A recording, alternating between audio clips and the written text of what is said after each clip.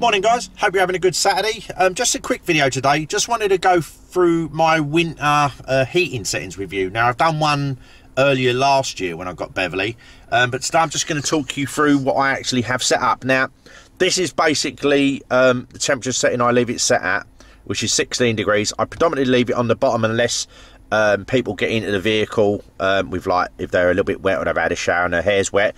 Then I'll use the up screen as well as the down, but I predominantly leave it on the lower setting because heat rises.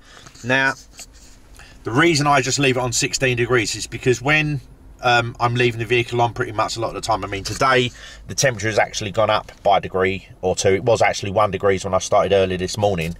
And basically, I'll just show you the battery temperature quickly. It's very, very cold, which I'll show you in a minute up here.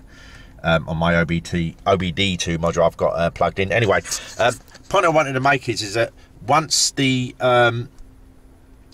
vehicle temperature is stabilised when you're using it in the morning, I find most of my customers say if I leave it on the old 17 to 17.5 and the temperatures are quite low, a lot of people actually open the window. So I've actually been doing the test for the last few weeks while it's been cold, and 16 degrees everyone is just comfortable at, so it's really, really nice. But more importantly, as you'll see on my OBD2 module, you'll see the heating come on and it's drawing like 450 watts. Now obviously the total 800 watts is obviously because you've got the auxiliary showing 200 as well. Battery's only showing 400, but it will basically fluctuate. There you go. So it will go 450 and the 200.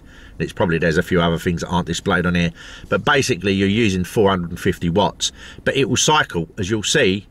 Like at the moment, I can hear the outside pump heat exchanger on, then it goes off. So there's nothing, and so there's nothing actually being used for say maybe 2 or 3 seconds every now and again. But 450 watts in the grand scheme of things is absolutely peanuts.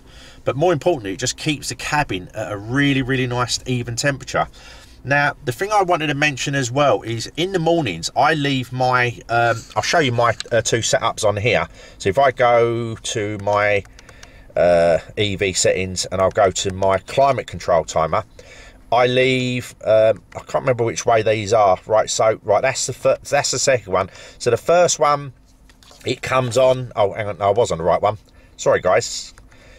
So the first one will come on 15 minutes before the departure time at so what's that going to be? That'll be 4:25 in the morning and go off at 4:40.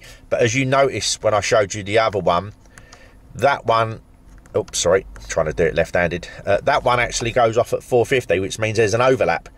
So the point I wanted to make is that I set my timers up so there's no overlap, so that the vehicle is actually warm, starts warming in the ice. Like this morning, it was, all the other cars were frosty and mine was completely clear. In fact, the ice was actually about halfway back up the back of the roof line. It was just from, say, I don't know, just above my head forward was clear on the paintwork, and the ice is further back. Obviously all the front screens were clear.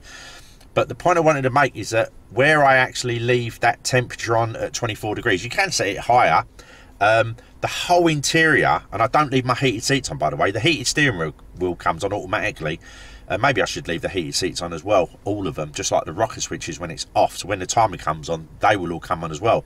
But the vehicle actually stays warm for nearly an hour because it warms up to such an extent. When I get in the morning, I don't actually use the heat until about, this morning I didn't put the heating on until 5:45, which is nearly an hour, 55 minutes odd. So that's going to save you even more energy. And the reason I think that these BEVs actually stay warmer, even though in Scandinavian countries, like some of my friends on the continent, they've got preheaters on their old, like, internal combustion engine vehicles. And I think the reason why these vehicles stay a lot warmer is because the ground below the car is obviously very cold, but in our traditional internal combustion engine vehicles where there's like a box section chassis which is hollow, you've got no insulation. So effectively, and I appreciate it's only on the cabin side up between the back and front wheels, but between where the cabin space is from front to back is that insulation layer of batteries, and I actually think that's the reasons why you don't get the cold transfer coming through the vehicle. I don't know, it's really, really funny. But anyway, guys, that's all I wanted to show you today. So just like the temperature you can leave it set at, and 16 degrees is actually really nice and warm. I mean, it's not like overly warm, but my feet's nice and warm. And I say, if I do get a little bit colder hands, which is very rare, 'cause it's, as the temperature stabilises after many hours, it's nice and warm in here. All the plastics don't feel cold.